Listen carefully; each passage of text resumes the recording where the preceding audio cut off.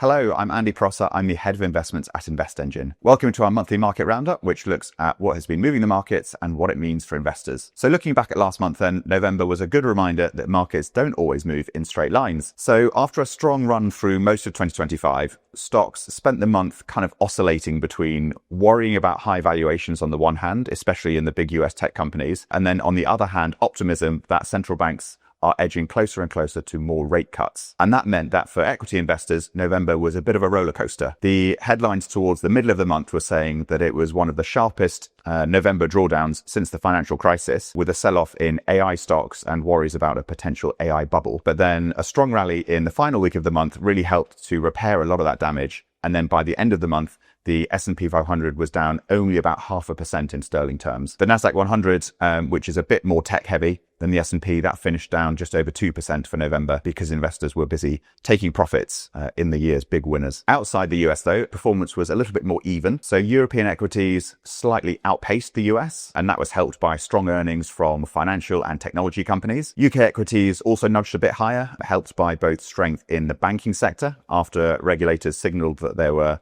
relaxing the capital requirements, and also from expectations that the Bank of England could deliver more rate cuts in the next few months. Then in Asia, Japan and parts of developed Asia continue to lead global equity returns, but the Chinese market fell mainly because of these familiar worries about growth and property, which resurfaced just as markets were starting to look a little bit more expensive after a good rally. And that means that so far this year, the US market's still lagging the rest of the world, hindered by a weakening dollar. So it's up about 11% so far this year, and the UK, Europe and emerging markets, they're all up roughly the same amount, interestingly, at about 23%. In fixed income markets then, there wasn't much volatility in bonds over the month, although UK gilts were helped by the budget actually, which is good news for investors holding long-dated government bonds in their portfolios. And then speaking of the budget then, this was obviously one of the major events in November for UK investors. Now, in terms of the market impact of the budget, Chancellor Rachel Reeves delivered a tax-heavy budget, which increased the tax burden, but also increased the government's fiscal headroom, which the market actually broadly welcomed. And one of these key market-friendly elements, which didn't really grab many headlines,